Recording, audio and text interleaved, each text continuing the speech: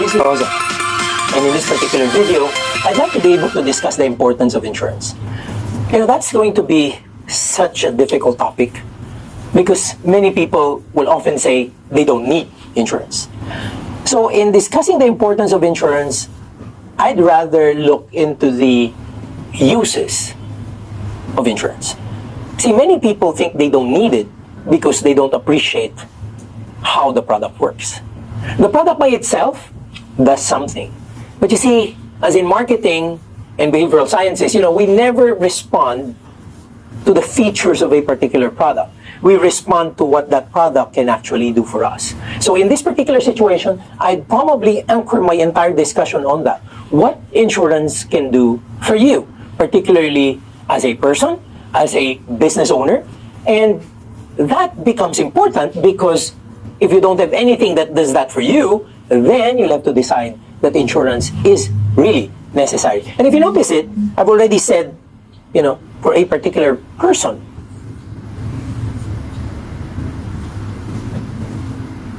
or businessman, there is a need for insurance. So just within that statement, I think I'm making myself clear. Insurance is not the same for many people. Insurance is going to be useful, particularly for a person matching up a particular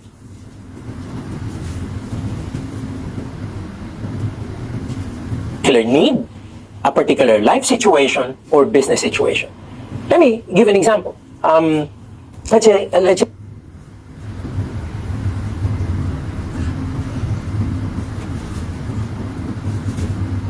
say the most crucial one, the most questionable one for many. I am young, I am single, no one's dependent on me. Do I need insurance?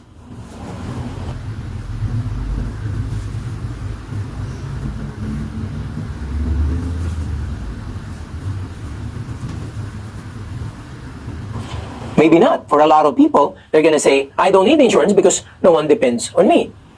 But hey, you're earning money. You have an income stream. And maybe for many of us, they think, it just goes to us. But for some of you who've actually began to help parents, began to help brothers and sisters, that income stream is very important because if something happens to you, that income stream that goes to your parents or to your brothers and sisters will be gone. On top of that, because you're getting out of this world, that can also be an expensive proposition. It's so expensive to die these days. Hey, can you imagine? Your parents will now have to take care of your last expenses. And that's huge. Funeral services, cremation, all that stuff. So even as a single person, you have to have a minimum base of insurance to cover for all of these, even if no one is directly dependent on you. That amount is very important. And on top of that is a great advantage that you're getting insurance at a younger age so that later on when you begin to have obligations, when you start a family, when you get married, have kids, that you already had insurance purchased at a very young age, at a time when you're very healthy, which means most cost efficient. Now, let's move into that. When somebody is already married, has a kid or two, very young family. Now, this is where insurance becomes crucial in terms of income continuation. Because basically, both of you and your spouse are what we call money machines. You're the money machines for the family. If that money machine dies out or counts out, who's going to continue creating the cash flow for the family? It's very, very important that we have an idea that we are the engine, and there has to be an engine that replaces us. So if your family, like let's say, is dependent on you, like your income of 50,000 a month, 100,000 a month, or 200,000 a month, and you suddenly leave this world, where will they get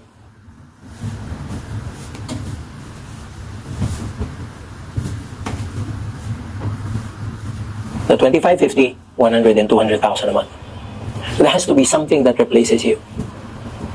And that's the reason why income continuation, not just estate creation, income continuation is very, very important. If something happens to you, your family can rely on an income stream that will be provided by insurance, or let's say minimum of 3 years to 5 years. That's why the rule of thumb, I can tell you, is 3 times annual income. In terms of insurance coverage, I tell people minimum 3 times or 3 years to 5 years, because that's enough time for your family to adjust.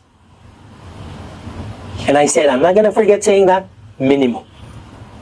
For many families, 3 years is not enough. And if you have the cash flow anyway, why don't you make it 5 years, so that in 5 years, you're so sure that they can adjust? Because you, without your physical presence, have provided your family and loved ones an income stream for 5 years without you being present. You are gone, but your income stays with them. That's very, very important.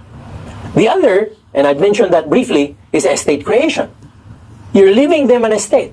You're still starting. You're very young. You know, it's very different if you're 50, 60, you've already built up quite a nest egg.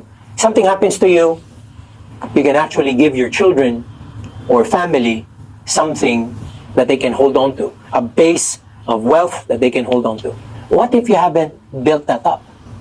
Insurance is a way of creating a nest egg, making sure that they can have a house, they can have the right amount of base to keep them stable. So instead of being there working for 30 to 35 years building up an estate, you're creating the estate instantaneously. And if anything happens to you, it's almost like you've worked for those 20, 30 years for that estate to be given to your family. So that's very, very important. And I can, I guess I cannot stress this further. The younger you are and the initial obligations that you have as a provider of a family, okay, puts you into a situation where you need insurance the most. You need insurance the most because you haven't set aside money, you haven't built up a nest egg yet, and everything has to be dependent on you. It's man at work. What happens when the man at work ceases to exist? There has to be money at work. But if you don't have time to build up the money at work, insurance is the best instrument that can short-circuit this entire process. You can have the money at work without the amount of time that's there. The other use of insurance, as you grow older, you have more assets, you've built up a base, and then if you've done well in your career and business, obviously you have something to leave behind. But you see, that's where it gets sticky. Because there are things like inheritance taxes, estate taxes, we call them leakages. So if you think that, okay, I have tens of millions to live with my family, okay, your family doesn't get that just like that. There are taxes, and if we're going to be looking at the train law, there are certain deductions at first, but technically, let's just simplify it, 6%. 6%. So let's say after all of those deductions, after the initial home gets deducted, you're going to be passing on what? 50 million to your family. 50 million. 3 million of that goes to government. 3 million is your estate tax. What if you get an insurance policy for 3 million? You're not going to be spending over 100,000 for it. And you're going to be paying for it, over time. Amortizing the amount of estate tax that you're going to be paying anyway. So, clearly, there's an advantage of insurance. You don't pay it up front, you pay it over time, and it's going to be there to take care of your estate tax when the time comes. Isn't that a great product that matches up a particular need? The other is education funding. Many people, their children, knowing that the best legacy that they can leave behind is their education.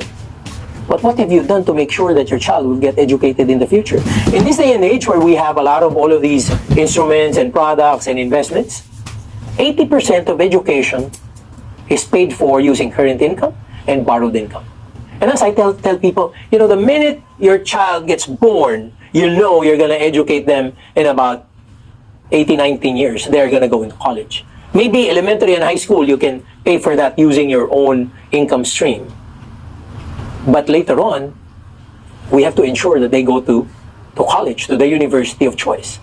And you can actually start doing that now. You have 18 years to make it happen. In which case, you pay a lot less because you can lock things up in long-term instruments that make more money. So insurance can be that product for education funding. Make sure that your child is a scholar of a certain policy that you've set aside in the opportune time when you were still young and you were earning a salary that probably won't be enough to pay for college education, but you have the time to build up for it. Another thing that makes insurance important is retirement. See, you know you're going to be retiring at a certain time. I'm always saying this, it's not an age, but it's a time of opportunity. When will you retire? It is when you can retire.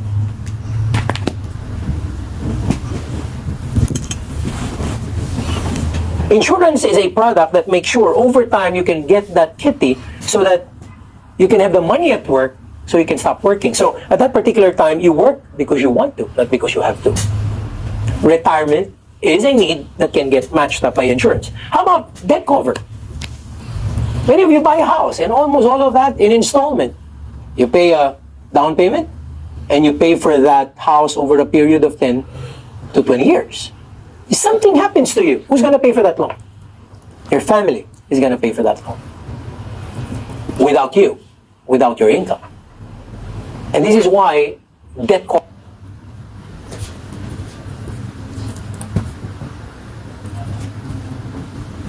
coverage is very, very important.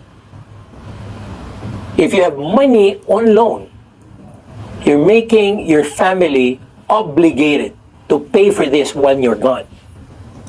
What if you have an insurance cover that matches up with all of your debts? If anything happens to you, the house now is owned by your family, they don't have to pay an extra cent on it, and they can live their life owning that beautiful home that you've set up for them. You see, when you bought that house, you never really looked at it as a burden. It can be a burden because you are in debt. And if you have that coverage, you're ensuring that your family enjoys.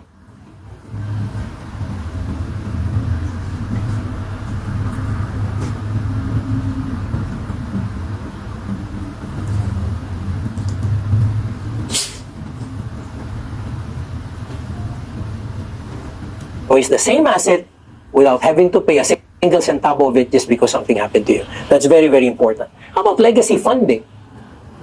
Many of us have been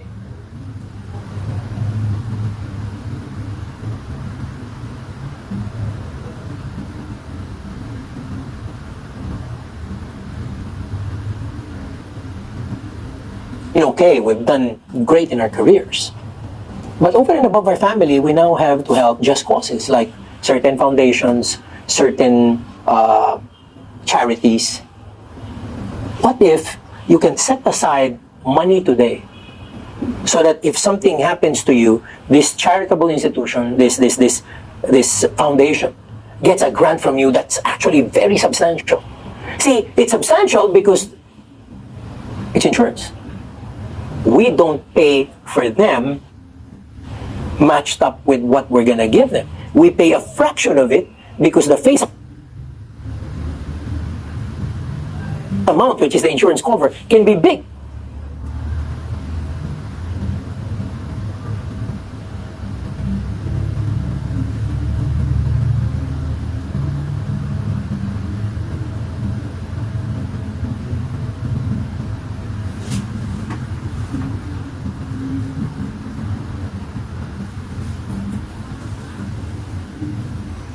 And they're going to be the beneficiary of your policy. That means that it's an instant legacy that you can leave behind, supporting the cause and the charitable institution that you have in mind. Mm-hmm. Now, those are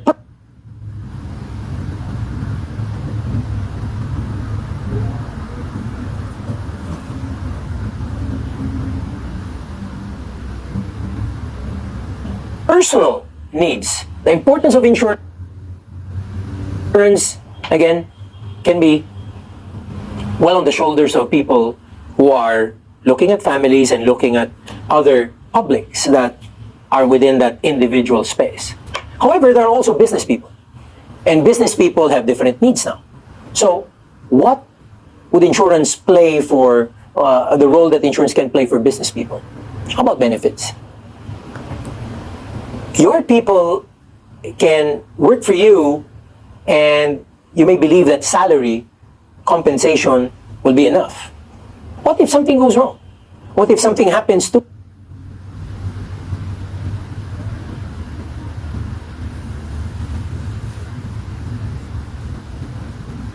them?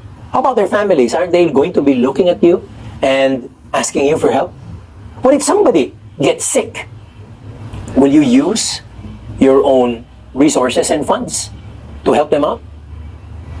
And many companies are like this. I mean, they become finance companies. Anything happens to their employees, anything untoward happens, the employees borrow from them. And before you know it, that's a big base, because your people don't have enough funds to cover for contingencies. What happens is they get money from you.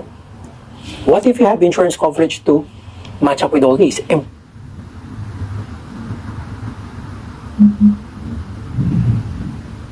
Employee benefits in terms of group term insurance. Anything happens to them, their family gets this. Their family gets a base that would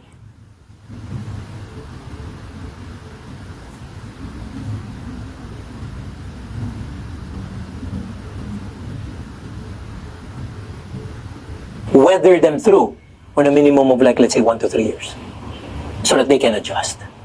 So on top of the income and the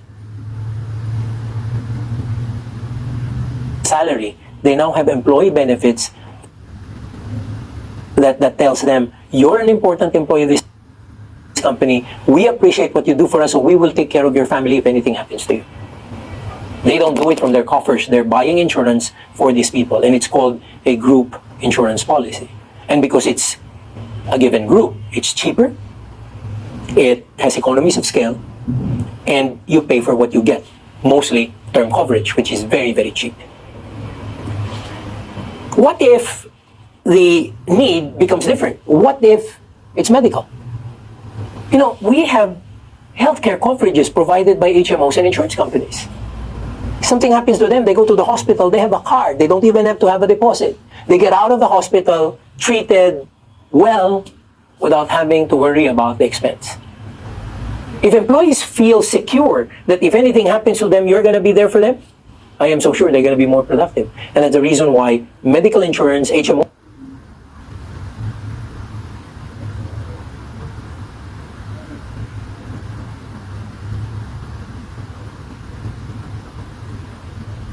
coverage, okay, are very, very important pieces of an employee benefit package, where forward-looking companies, technically give or send that message that people are important to us. We are giving them the benefits they deserve.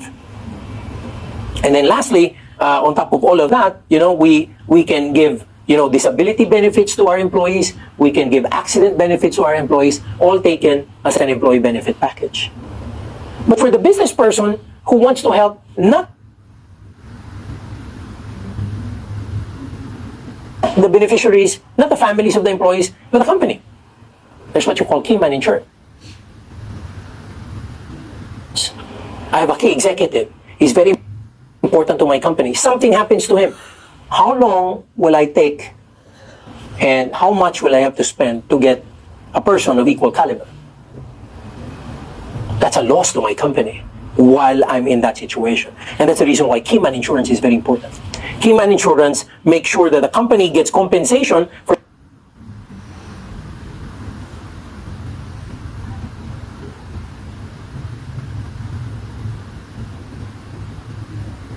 the loss of its executive, compensation that it can use to look for another candidate or maybe even train a new one.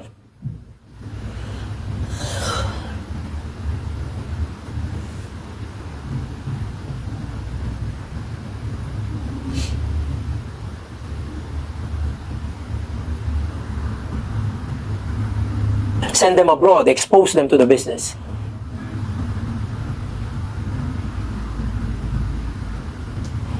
So that the company stays whole, even in the midst of all of these, developments and negative occurrences. Key man insurance. It can get technical from here. There are what you call funded buyback agreements. What does that mean? A family with 3 brothers wanting the business to stay in the same family ownership. Today, people are worried about in-laws getting into the business. What if you have 3 sons? You want to make your children own, or a surviving child own the business, not an in-law. So what they do is that they come up with what we call a buy-sell agreement. so that if one of the brothers go and hit the bucket, the wife is provided 1/3 of the value of the business without taking money from the company. It's an insurance company paying for the third of the value of the business so that the wife can either live up on the fund or start her own business. If she's young enough and she's interested, she can start her own business with that amount of capital. And the second brother that goes, much the same. So the surviving child will now own the business, and that's a guaranteed thing.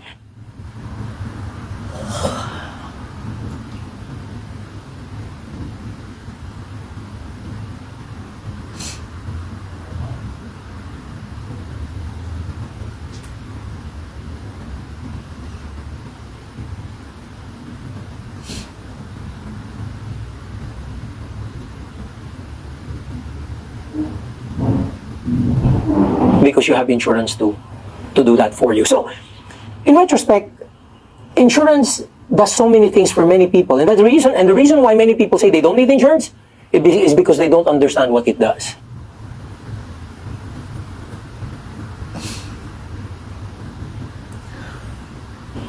And they don't understand that they have particular needs.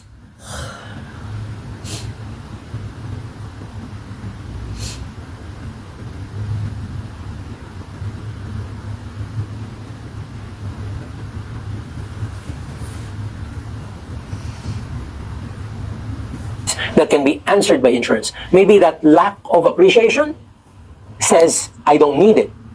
But sitting down with a financial advisor, with a financial consultant will tell you that, hey, you have certain exposures and insurance can actually be a good product for all of those exposures. I say this many times, and I want to share these two things with you, and I always share them whenever I'm asked about the importance of insurance. And the first one is this. The fact that I define insurance to be a financial contract where a person puts in writing, in total formality, the love and care that he wants, that he has for his family. It is a contract, a financial contract, where a person puts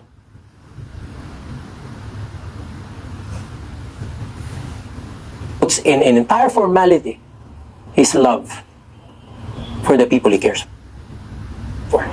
Because most of the time in personal insurance, the beneficiary is not the person who buys it. The beneficiary will be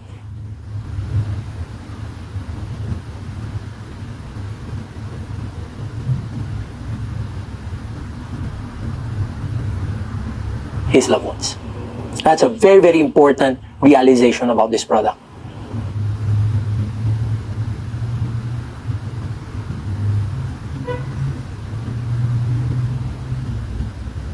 The other thing is this, that insurance is unique. Yes, I agree. Many people say, oh, the yield is not so good. You know, stocks give more, mutual funds give more. Insurance, the yield, not too great. But let me tell you this. Think about this analogy.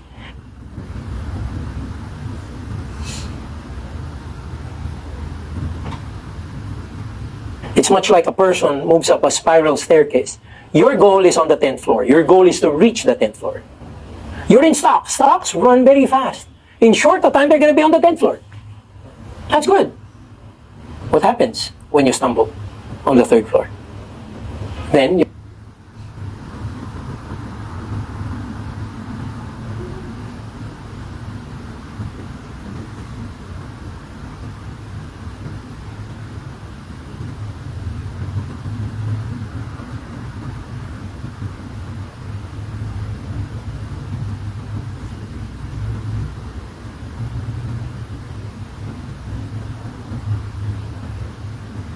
their family gets whatever is on the 3rd floor. They never reach their objective. Mutual funds, much the same. They're fast. Slower than stocks, but faster than insurance. What if that guy stumbles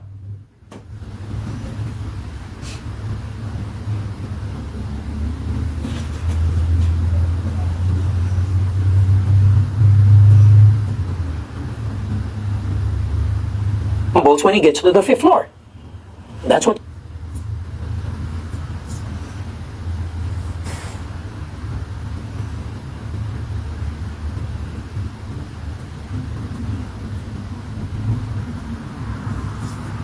Your family gets whatever is there, which means the objective is not met. Insurance can be slow.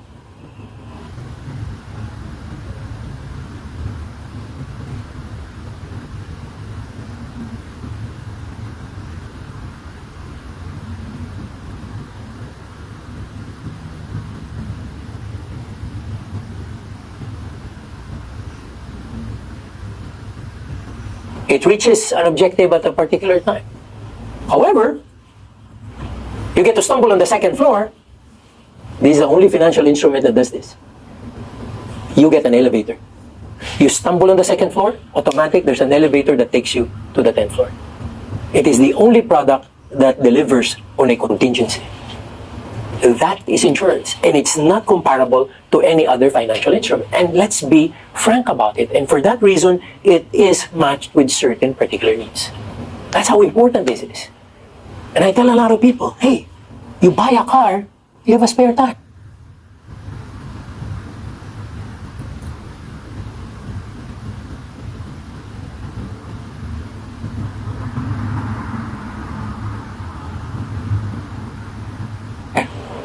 Ever thought about saving money by not taking that spare tire? Think about it. How many times did you get a flat?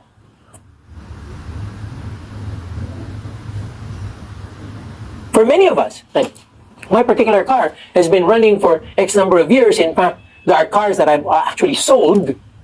I never used a spare tire. Does that mean there was no use for the spare tire?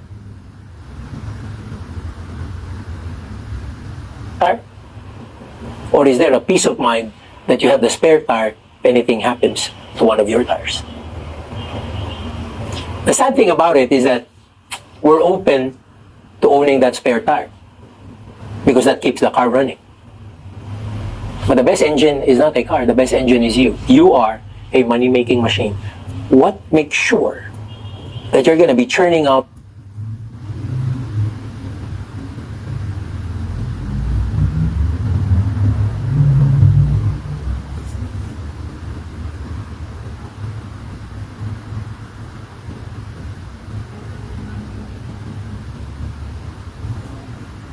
the same income, the same assets when you're gone? Only insurance can do that. And that's the reason why, in its own terms, in its own ways, insurance is very, very important. I'd probably be dealing with a lot more details if I were with you in a seminar or if I were with you in a face-to-face program. And I hope that time comes when we share that particular occasion or experience with you. Until that time, I wish you all the best. I hope that God blesses you and your journey to fulfill your financial dreams. Again, this is Rex Mendoza. Great take care.